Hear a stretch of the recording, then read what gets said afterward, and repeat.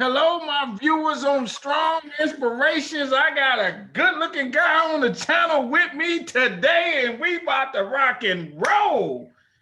Oh my God, man, I'm so excited. My man decided, I don't know how I found him, but I might have hit him up once, twice. He said, man, I'm busy teaching these people this history.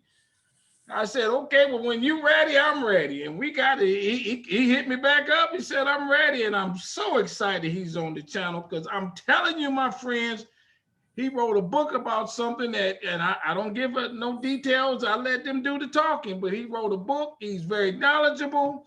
He one of them expert type people. He know what he be reviewing it. He doing this thing. I'm excited he's on the channel. Everybody, how about this? I want you to subscribe to the channel. Hit the subscribe button. It's free. All it does is let me know that you subscribe. Don't give you no information. And just the other day, we hit 300. We had 305 subscribers, and I'm so appreciative of every one of them. And I'm appreciative of you who haven't subscribed, because I know that you want to, and you just don't know how, or something wrong with you. But whatever it is, I still love you. I want you to hit the like on this video, because watch out. He gonna say something that you're gonna be like, wow, I didn't know that. And you gotta like the video, please. Hit the notifications bell, because you're gonna want to know when the videos come up. Because everybody, I ain't gonna lie to you, I don't do them live. You know, I put a little edit on them just in case, you know, something happened. And so you want to be the first to watch it, so you can run out and tell everybody and act like you smart because you saw it on Strong Inspiration. I know you're doing it. You're telling the girls, hey, girls, I'm watching Strong Inspiration. You say, ooh, I like you. That might work for you. Just a little tidbit, right? And then tell somebody about the Strong Inspirations, where we give it to you straight, no chaser. The other thing I want you to do, my friends, is if you don't know, I'm a filmmaker. I did this documentary called Business in the Black, The Rise of Black Business in America. And I'm talking about how slaves went to college. Oh, you didn't know that, did you? There were HBCUs open before slavery ended. There were 3 of them. And then right after slavery, about another 8 or 9 of them opened in the next 2 years. Like Howard's and all them others, but there was Cheney and there was Wilberforce and there was Lincoln. They was open before slavery. So, you know, it had to be some former slaves going to the schools, right? That's in my movie, and there's much more, but you got to watch it. And the movie is 75 minutes long. That's the DVD right there, DVD case and everything. And but, you know, I know people don't have DVDs, so it's streaming on Amazon. And then lastly, I wrote the book titled Black Business Book. And it's got over 200 facts. It's got similar to the movie, but it's got more. It's very thorough, my friends. You need to add this to your library. If you don't have but one book in your library, you need this one. And we're going to be putting them in schools too. That's the next game plan. And it's very reasonably priced. It's easy to read. I just give you the facts.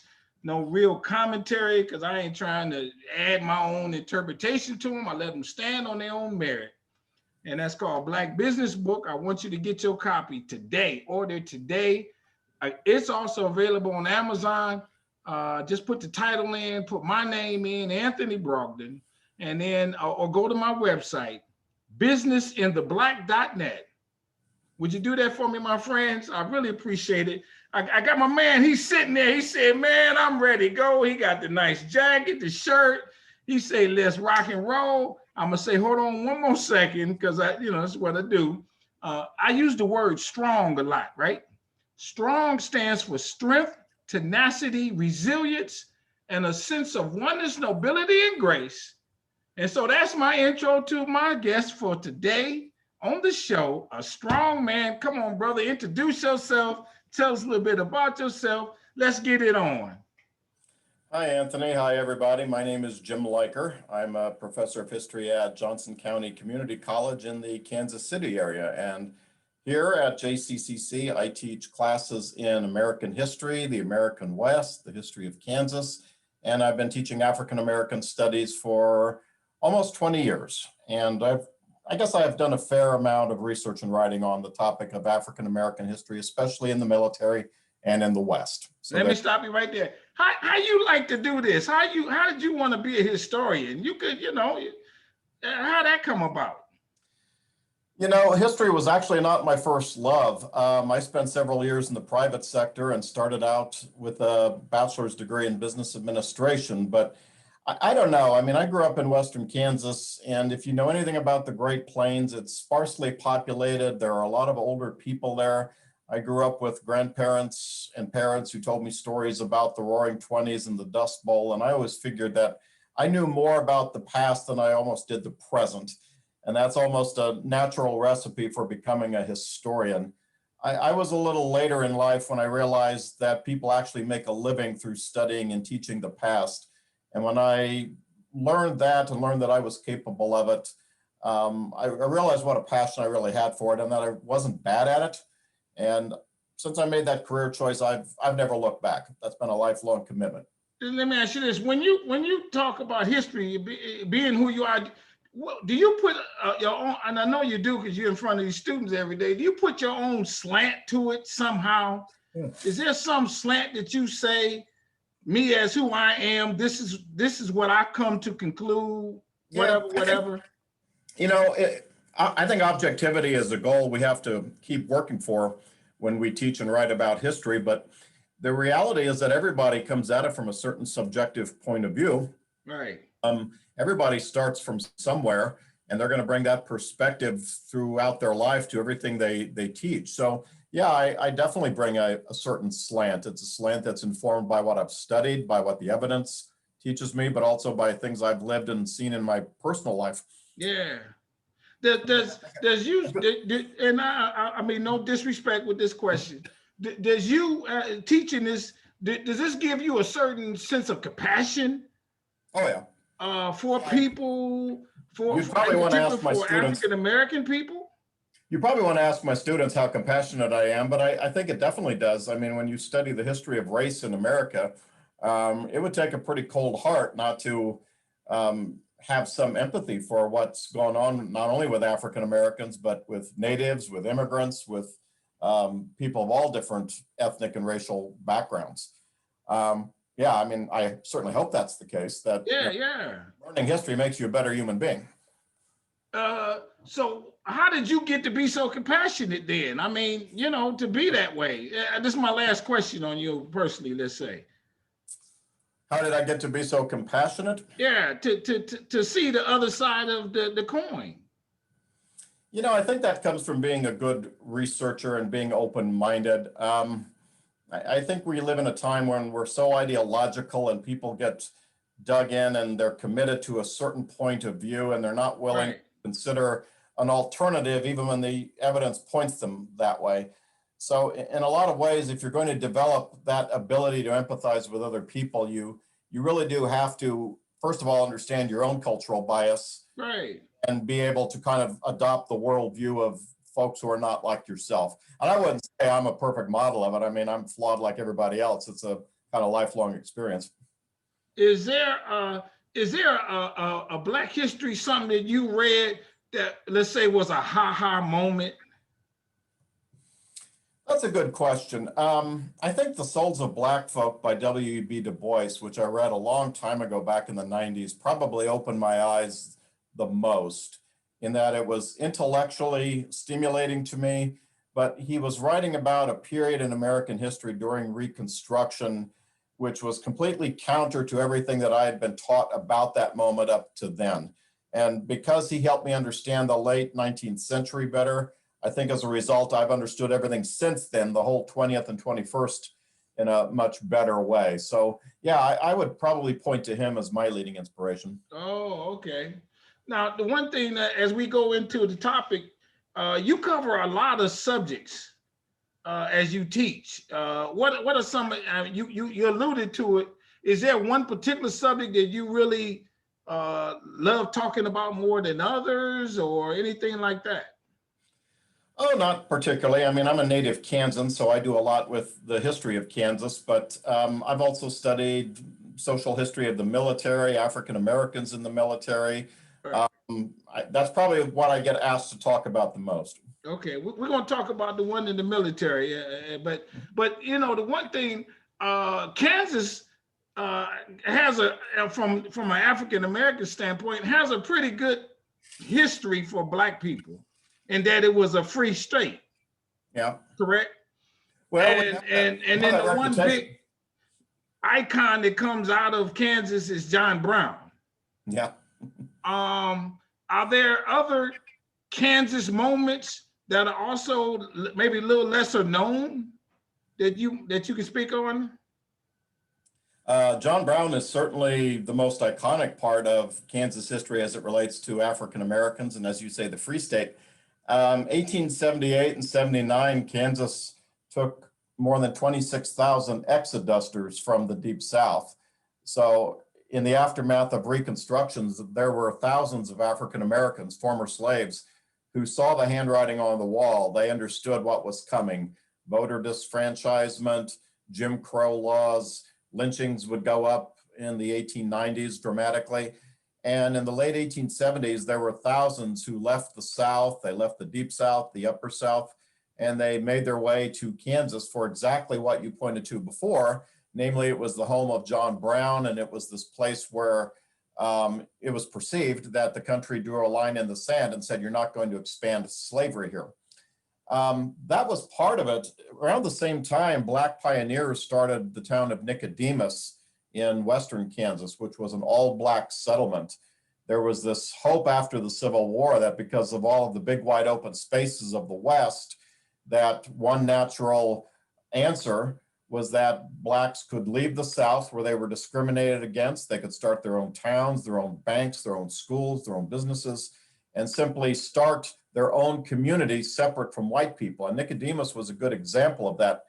At its peak in the 1880s, it had something like 700 plus people, which doesn't sound like a lot by today's standards, but Sure. back then that was a sizable community. And there have been plays written about Nicodemus. It's a fairly legendary, well-known part of Black history, I think. Those are some positives. There are also some things about Kansas maybe that people need to think a little more deeply about. 1954, of course, the Brown versus Board of Education case originates in Kansas, in Topeka. So that's another illustration of how Kansas has been front and center sometimes in the fight for. Okay, let me stop you there. Yeah. I like you said that. I interviewed a guy out of Natchez, Mississippi.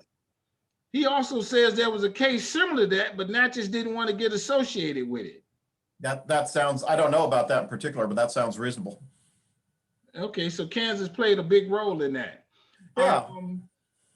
I interviewed a guy out of a town called Quindaro.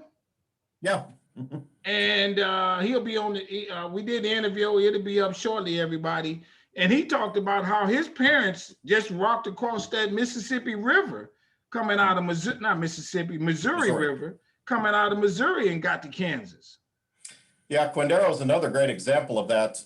It's on the banks of the Missouri River. Today it's in the kind of urban part of Kansas City, Kansas, and it's just directly located across from what used to be slave-owning country.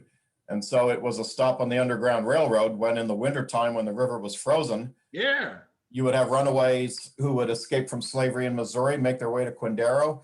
They would be hidden for a few days and then channeled outward on the Underground Railroad. Those are all the wonderful stories about Kansas, but a lot of people forget what inspired the Brown case in 1954 in the first place was that Kansas was a segregated state.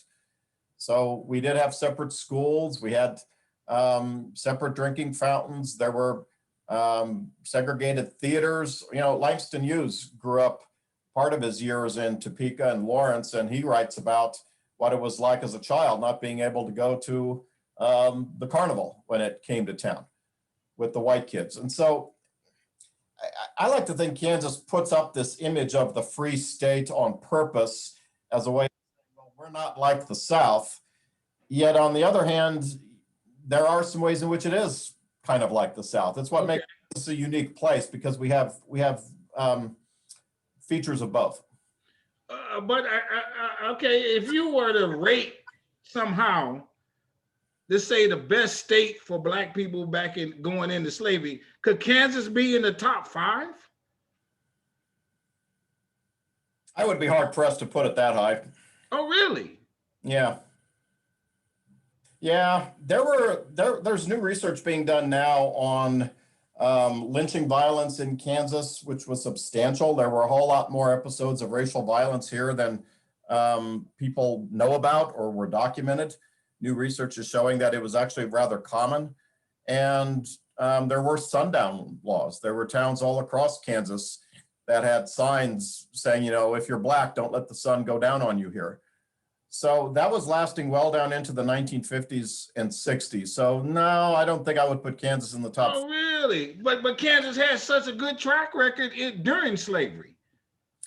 Yeah, in the 1850s and 60s, that's true. Now, a lot of the reason for that was because of the abolitionist press. But a lot of times, you know, national media doesn't tell you everything. Kansas does come into the Union as a free state in 1861. But that was largely a result of the Wyandotte Constitution. And for a while there, the men who set that up did toy with the idea of prohibiting free blacks from settling in Kansas in the first place. So they were opposed to slavery. They were also opposed to having black people living among them. So I know we've kind of gone off to what we had said we are going to do. Excuse me. That's fine. It's all interrelated. I'm loving it.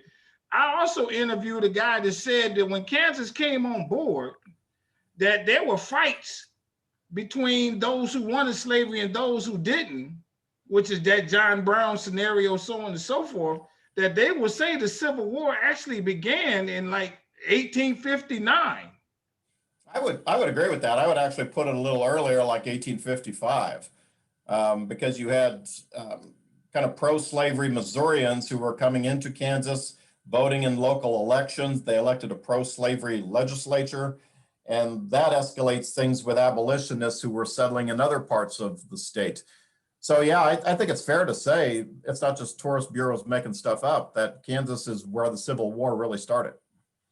Is there like a governor of Kansas that you say abolition newspapers? Is there a governor who who was the first guy to say Kansas is not going to be a slave state? You know what I mean? Who's the marker for that? You had various free state territorial governors in the 1850s. Charles Robinson, who's later a state governor, is probably most associated with that. But I really don't know if it's fair to say one individual gets to own it.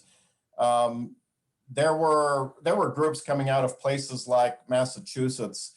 They were abolitionist societies like the New England Immigrant Aid Society that were starting towns and communities and homesteading land in Kansas. And the whole idea was to move here politically to keep Kansas from tipping the balance in the Union toward the slave states.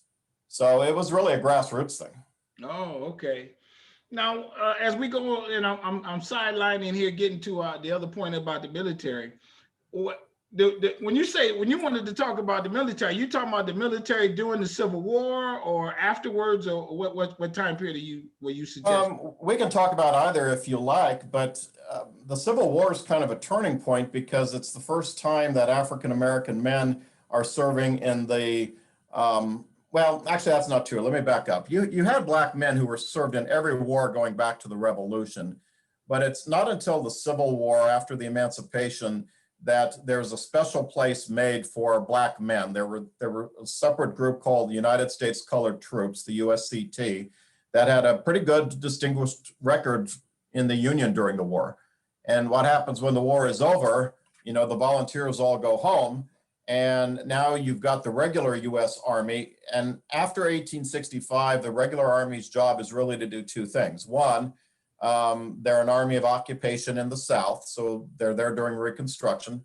And then the other part of that is the army out on the Western frontier. Right. And you've got this ironic kind of situation of white and black soldiers being employed by the government to put other people, Native Americans, onto reservations.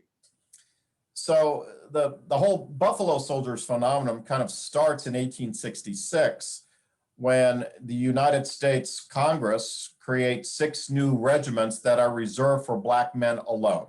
So 2 of those were cavalry, 4 infantry, and then later those 4 infantry regiments consolidated into 2. Right. And it's going to stay the case until after the Second World War. It won't be until Harry Truman when you've got an integration of the armed forces. But during that time period between 1866 and the late 1940s, you've got these segregated regiments in which Black men are now an ongoing permanent part of U.S. military efforts. And that was all inspired by their service in the Union Army. I'm backing up a little bit. Were there a number of men coming out of Kansas, Black men in particular, joining the military because of their freedom to fight in the Civil War? Was that one of the big calling places from them for the Black soldiers? Not so much out of Kansas. You did have a Black battalion during the Civil War, a Kansas regiment, but actually more of the men who joined the regular army came from places like Kentucky, Tennessee, more the upper South. Now, they did come to Kansas. They came to places like Fort Leavenworth, which was a training ground, and Fort Riley, which is where the cavalry trained. And then you had Black men who were stationed at forts across Kansas, but really it was a whole Western phenomenon. I mean, you had Black soldiers that were stationed from the Rio Grande Valley in South Texas, clear up to the Dakotas and out into Arizona and New Mexico. Did in many instances that when the Black military came in and were fighting during the Civil War, I heard that the Confederates were more vicious towards them. Is that do you concur with that? Yeah, that's true. Jefferson Davis ordered the black flag flown over battlefields, which meant no prisoners taken. So that meant that any Black Union soldier found in a Union uniform would be summarily put to death on the battlefield, and their white officers with them. So you're right, it got vicious. But then at the same token, when the Black soldiers came through, that meant a whole nother sense of defeat for the Southerners, I'm sure, to see Black men in Army Guard. Yep, sure did. And also maybe the soldiers had another sense of swag, a better fighter or something like that. Can we give them that kind of credit? Maybe. I think you probably can. I mean, it's well known that a lot of what the South was fighting for was partly states' rights, but also partly about white supremacy. Right. The whole idea of a Black man in a uniform carrying a firearm implied equality, it implied manhood. And yeah, that's like waving the proverbial red flag in front of a bull. Right. I like what the Buffalo Soldiers stood for. I think there's a lot in the Buffalo Soldier story to feel proud about, because these were men who learned American manhood and citizenship, I think, through the military. The Buffalo Soldier regiments had pretty high reenlistment rates, which means that when their term of service was up, they chose to stay with the Army rather than go back to civilian life. There were some pretty high Medal of Honor winners. Yeah. Lots of men who were decorated for bravery. There were men who chose to stay in the Army and make it their careers. That says something, and it shows that the American Army was serving a role in, how do I put this, kind of not assimilating Black men exactly, but taking former slaves, educating them, giving them a sense of travel, a sense of patriotism, and they probably feel more American than they did than when they went in. I think there were a lot of guys who joined the Army simply because they needed 3 square meals and a job. Right. But when you're going to put the time in, as tend to happens with veterans, you feel invested in the work that you've done and you feel proud of your country.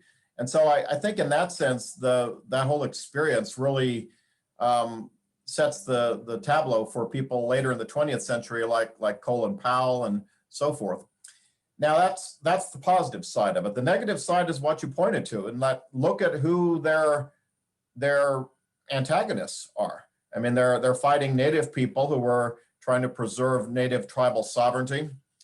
When they get into the Mexican border area, Black troops were used to put down Hispanic communities. In places like Idaho and Montana, sometimes they were used to crush labor strikes. So the way that the military was used wasn't always for noble romantic reasons, like point to today. Now, did any of those black men ever stop to think about the irony of here I am, a former slave, Right. helping to kill, Indian people? I'm absolutely convinced that that thought occurred to many of them, and they probably lost some sleep over it. But at the end of the day, it's not the soldiers' job to question and argue. It's their job to follow orders. All right.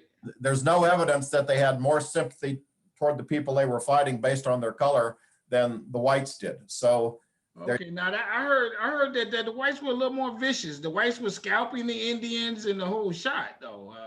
Well, yeah, that did happen. After the Civil War and even during, you had some episodes where the Army was involved in some pretty vicious things, like the Sand Creek Massacre in Colorado. There's, of course, the Wounded Knee Massacre in South Dakota in 1890. You never had black regiments who served in the military involved in things like that. Absolutely. Okay. So, yeah, there's some truth to what you're saying. The other thing is, when they said Buffalo Soldiers, was that some kind of moniker? I know the Indians is the one who coined that phrase, as they say. But was that something still that the government might have been able to hang their hat on to say these aren't normal black soldiers, they're Buffalo Soldiers, and so we're still separating them from the regular class of troops?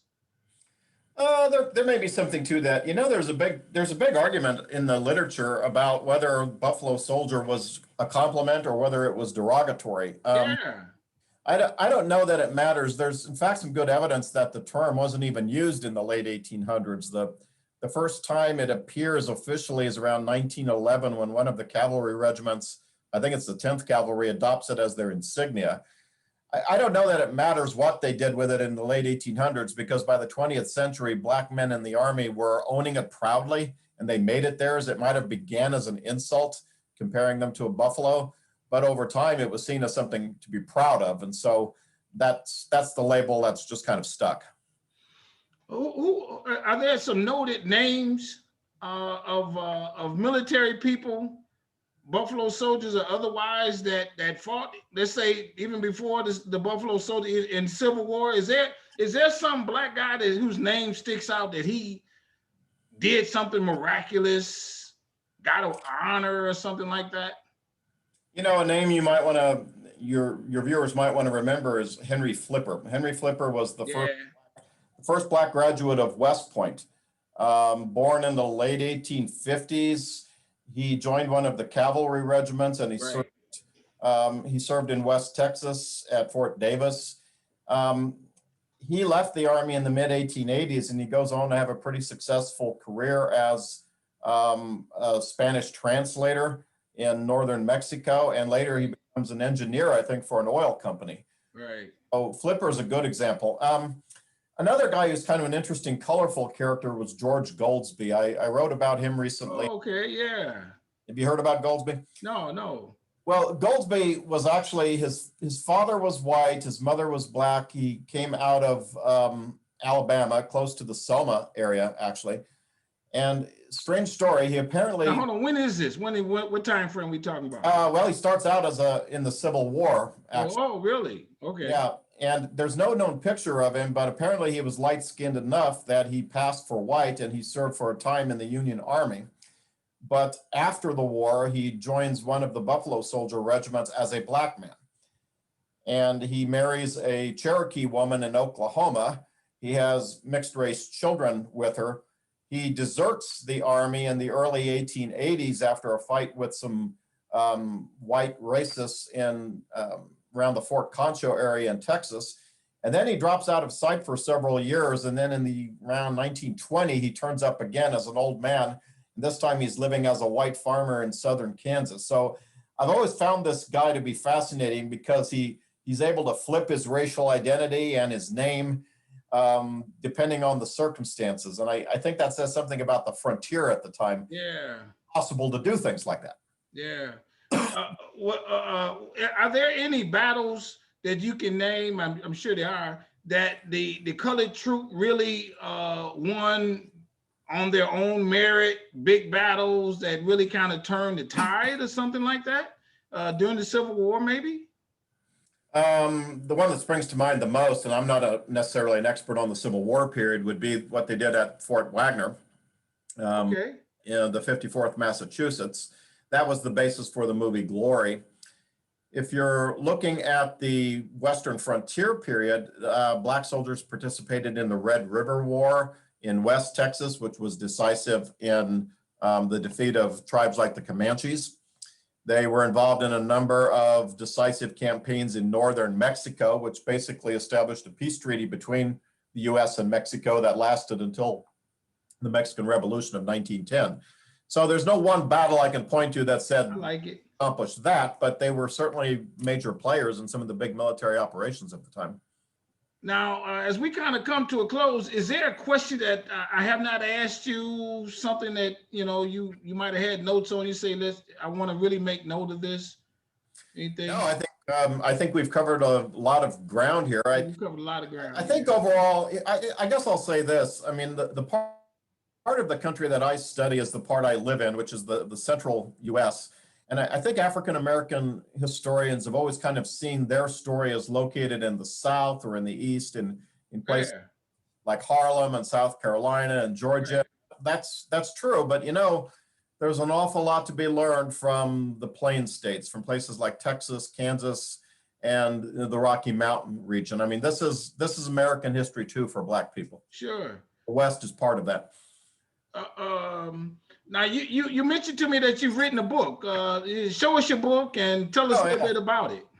Well, this is going on 20 years ago, but Racial Borders, subtitled Black Soldiers Along the Rio Grande. What I did here was to study the experiences of Black men who served in the U.S. Army on the U.S.-Mexico border, or I should say the Texas-Mexico border, between the end of the Civil War and the beginning of World War I. And so that's a 50-year period in which you had African-American men coming in and out of these Texas border communities. So I study the battles that they fought in with the United States Army against Mexico and against Indian tribes. I also studied the social relations between Black men and the communities in which they were stationed. You might be familiar with the 1906 Brownsville affair. This was when 167 Black infantrymen were dismissed without honor from the US Army by President Theodore Roosevelt because they were accused of firing into civilian homes and businesses near Fort Brown in Brownsville, Texas. It's been documented a lot, and it's usually described as a case of Black men who were retaliating against Southern bigotry. What a lot of people don't know about Brownsville, it is largely a Hispanic community. It's down there in the lower Rio Grande Valley, Texas.